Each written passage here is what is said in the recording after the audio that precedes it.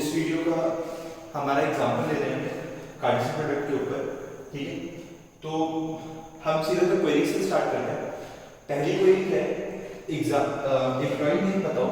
वो एम्प्लॉय के नाम बताने हैं हमको जो कि डिपार्टमेंट या तो डिपार्टमेंट नेम टी में काम करें या तो डिपार्टमेंट नेम आर में काम करें, ठीक है। हमें वो एम्प्लॉयज के नाम बताने हैं।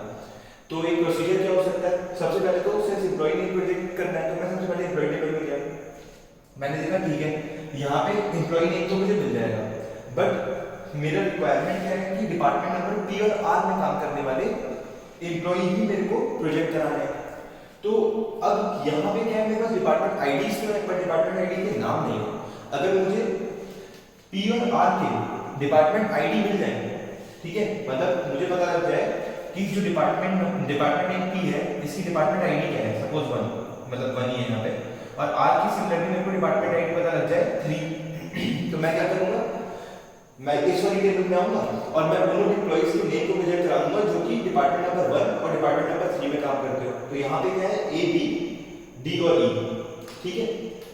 अब इस चीज को कैसे हम लोग कर सकते हैं, अगर मैं इन दो टेबल्स को ज्वाइन करने की कोशिश करता हूँ। अब ये ज्वाइन करने का इंट्यूशन कैसे आया, ज्वाइन करने का इंट्यूशन इस वजह से आया क्योंकि एक जो मेरे पास डिजायर्ड कॉलम है वो यहाँ पे प्रेजेंट है और दूसरा कॉलम जिसके मेरा काम नहीं चल सकता वो इधर प्रेजेंट है। तो बेटर है इन दोनों को ज्वाइन कर देता हूँ। अगर मैं ज्वाइन कर दूंगा तो मेरे पास सारे के सारे कॉलम्स आ जाएंगे, उसमें से मैं कॉलम्स को छांट लूंगा, ठीक है। अच्छा एक चीज नोटिस करना, जब हम कार्टेशियन प्रोडक्ट कर देते हैं विदाउट एनी कंडीशन तो क्या होता है, यहाँ के सारे टपल्स इसके सारे के सारे टपल्स के साथ में क्रॉस हो जाते हैं, ठीक है। बट उससे हमें काफी सारे फालतू के टपल्स मिल जाते हैं, ठीक है, जो कि नहीं प्रेजेंट होने चाहिए। सपोज ये वाला टपल है, ठीक है, लॉजिकली सोचो, ये क्या कह रहा है, डिपार्टमेंट आईडी मेरी 1 है, ठीक है, एम्प्लॉय नेम मेरा ए है और डिपार्टमेंट जिस डिपार्टमेंट के लिए मैं काम करता हूँ उसका नाम 1 है, ठीक है। उसके बाद ये वाला क्या कह रहा है, ये वाली टेबल कह रही है कि डिपार्टमेंट आईडी मेरी 1 है और डिपार्टमेंट का नाम मेरे पी है, ठीक है। तो अगर लॉजिकली सोचो, अगर मैं इस वाले को क्रॉस करता हूँ इस टपल के साथ में तो ठीक है।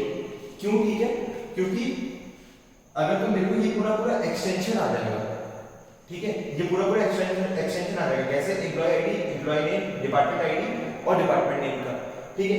बट अगर मैं इन दोनों को क्रॉस करता हूँ, यहाँ का पहला और यहाँ का दूसरा, तो नोटिस करो ये एक्चुअली एक एक्स्ट्रा टपल है, ठीक है, क्योंकि एम्प्लॉय नंबर 2 डिपार्टमेंट नंबर 1 के लिए काम करता था, डिपार्टमेंट नंबर 2 के लिए कभी काम नहीं करता था, ठीक है। तो अगर मैं ये वाला क्रॉस लेता हूँ तो एक तरीके से स्प्यूरियस, ठीक है, या फिर एक्स्ट्रा क्रॉस है, ठीक है। तो हमें इन सारी कंडीशंस को अवॉइड करना है।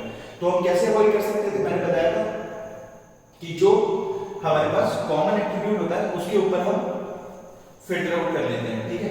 और नोटिस करना यहाँ पे डिपार्टमेंट आईडी है वो यहाँ पे बेसिकली ये वाली जो डिपार्टमेंट आईडी है वो फॉरेन की है और रेफरेंस कर रही है इस वाले टेबल को, ठीक है।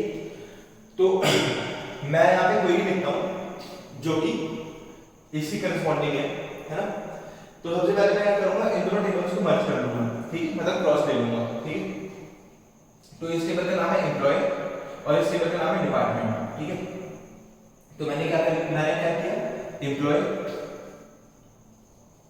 ठीक है, और मैंने क्रॉस कर दिया उसको किसके साथ में, डिपार्टमेंट।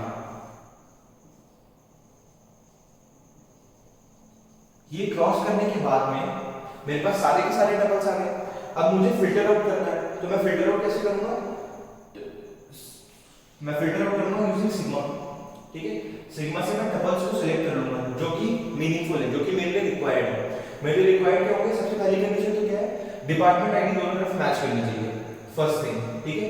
तो एम्प्लॉय की जो डिपार्टमेंट आईडी है emp.did should be equals to department dept.did, पहली चीज, ठीक है। सेकंड चीज क्या है, सेकंड रिक्वायरमेंट मेरी क्या है, एंड, ठीक है, ये पूरी कंडीशन ही है, ठीक है, काफी लंबी रहेगी। दूसरी मेरी कंडीशन क्या है, एंड जो हमारे पास सेकंड टेबल में, ठीक है, डिपार्टमेंट डॉट डी नेम जो है department DEPT dot D name जो है वो आइदर इक्वल्स टू क्या होना चाहिए, इक्वल्स टू पी होना चाहिए, और ठीक है, और डिपार्टमेंट डॉट डी नेम क्या होना चाहिए, डी नेम क्या होना चाहिए, आर होना चाहिए। ठीक है, तो अगर देखो ये चीज मुझे क्या दे रही है, ठीक है, तो पहले तो मैंने इसका क्रॉस किया, उसके बाद मैंने फिल्टर आउट कर दिया इस कंडीशन में employee dot DID equals to department dot DID. तो मेरे पास कौन कौन से टपल्स आएंगे, since employee dot DID equals to department dot DID, तो एक तो ये टपल आ जाएगा पूरा का पूरा। ठीक है, कौन सा टपल, 1 a 1 p। ठीक है, और इस वाले टपल की बाकी किसी के साथ में मैचिंग नहीं हो रही। सिमिलरली इस टपल की बात करते हैं, ये जो टपल है इसका देखो डीआईडी यहां पे मैच कर रहा है, तो ये वाला टपल आ जाएगा 2b 1 2 q। ठीक है, इस वाले टपल की बात करते हैं, इस वाले टपल की मैचिंग, ठीक है, ये डिपार्टमेंट नंबर 2 के लिए काम करता है। वेट, ये जो 2 था इसका डिपार्टमेंट आईडी यहां पे मैच करेगा, तो यहां पे आ जाएगा 1 p। ठीक है, यहां पे 1 p आएगा, है ना।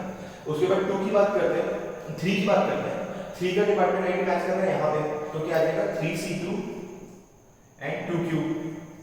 ठीक है, 4 की बात करते हैं, 4 का जो डिपार्टमेंट आईडी है 4 काम करता है इसके लिए, तो आ जाएगा यहां पे 4d 3r।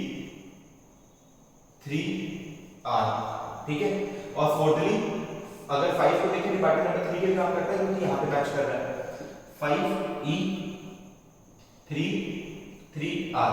ठीक है, और दूसरी कंडीशन, अब देखो ये सारे के सारे टपल्स आ गए, है ना, इस वाली कंडीशन के अकॉर्डिंग।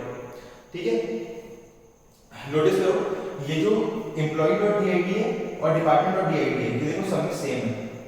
ठीक है, तो मेरी पहली कंडीशन मीट हो गई, पहली condition of Cartesian product meet हो गई। ठीक है, दूसरी कंडीशन क्या है मेरी, दूसरी कंडीशन है डिपार्टमेंट का नाम या तो p होना चाहिए या तो क्या होना चाहिए, r होना चाहिए। इसका मतलब डिपार्टमेंट का नाम ये वाला टपल, ये वाला टपल, ये वाला टपल और ये वाला टपल आएगा, ये वाला टपल रिजेक्ट हो जाएगा, कैंसिल हो जाएगा। अब फाइनली मेरे को बोला है एम्प्लॉय का नाम प्रोजेक्ट करना है, तो एम्प्लॉय का नाम प्रोजेक्ट करना है तो मैं यहां पे लगा दूंगा प्रोजेक्शन। ठीक है, इस पूरे को बंद कर दूंगा एक बॉक्स में, और प्रोजेक्ट क्या करना है मुझे, एम्प्लॉय की नेम, तो एम्प्लॉय नेम मुझे प्रोजेक्ट करना है। तो मैंने देखा यहां पे कौन कौन से एम्प्लॉय के नेम है, ए बी डी और ई, ये हमारा आंसर है, ए बी डी एंड ई। ठीक है, तो इस तरीके से हम करते हैं, ऐसे सॉल्व करते हैं हम लोग एक रिलेशनल अलजेब्रा क्वेरी को। अच्छा, कभी भी मत डरना अगर रिलेशनल अलजेब्रा आता है, कभी भी मत डरना। ठीक है, एट मैथ्स में क्या करना पड़ेगा, अगर कभी-कभी ऐसा भी हो सकता है कि 3-3 4-4 टेबल्स स्पैन करता है। ठीक है, हमें 4-4 टेबल्स को ज्वाइन करने होते हैं, तो ऑन पेपर तो हम हमेशा लिख सकते हैं। ठीक है, बस हमें थोड़ा सा केयरफुली एनालाइज करने की जरूरत है ना। एक हम फटाफट और देख लेते हैं एक क्वेरी। ठीक है, दूसरी क्वेरी कुछ ऐसी है कि तुमने यहाँ पे देखा है कि 2 टेबल्स और एक एम्प्लॉय टेबल है और ये डिपेंडेंट टेबल है। ठीक है, डिपेंडेंट टेबल है, DEPE, ठीक है, डिपेंडेंट टेबल है, तो ये एम्प्लॉय आईडीज है और उन एम्प्लॉय आईडीज के डिपेंडेंट कुछ डिपेंडेंट्स है। तो मेरा क्वेरी क्या है, मुझे वो एम्प्लॉय आईडीज चाहिए जिसका कम से कम एक डिपेंडेंट, ठीक है, जिसका कम से कम एक डिपेंडेंट की आयु एज ग्रेटर देन 60 होनी चाहिए, ग्रेटर देन 60 होनी चाहिए।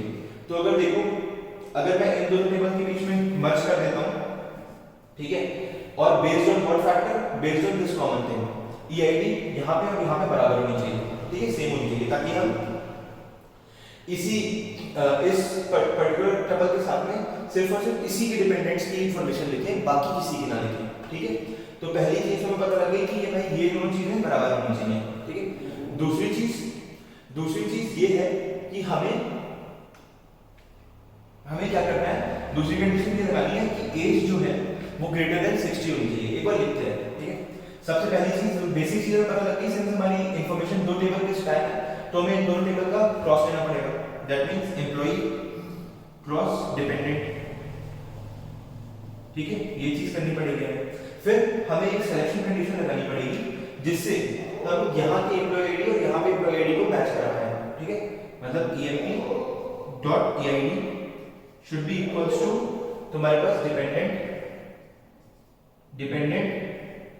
डॉट EID, पहली चीज, ठीक है। और दूसरी चीज क्या होनी चाहिए, एंड जो यहां पे डिपेंडेंट्स की एज है वो ग्रेटर देन इक्वल्स टू क्या होनी चाहिए, वो होनी चाहिए greater than equals to 60। Dependent की जो एज है वो ग्रेटर देन इक्वल्स टू 60 होनी चाहिए, ठीक है। तो ये दो कंडीशंस हमने लगा दी। उसके बाद हमें कौन कौन से टपल्स मिल जाएंगे, इसके बाद हमें देखोगे टपल्स कौन कौन से मिल रहे हैं। पहले तो एम्प्लॉय आईडी यहां पे यहां मैच करनी चाहिए, तो पहले वाले का हम देखते हैं, पहले वाले का सिर्फ और सिर्फ इसके साथ रिलेशन है ना, और इसकी एज क्या है, ग्रेटर देन 60 है, तो ये प्रेजेंट आएगा, ठीक है। तो ये हम अगर मैं यहां पे पाई लिख देता हूं, ठीक है, क्वेरी को कंप्लीट करने के लिए पाई ऑफ EID। अब मैं देखता हूं कि क्या पहला EID प्रेजेंट आएगा, होगा। तो अगर ध्यान से देखो यहाँ पे जो एम्प्लॉय आईडी है वो यहाँ पे एम्प्लॉय आईडी के साथ मैच कर रही है, ठीक है।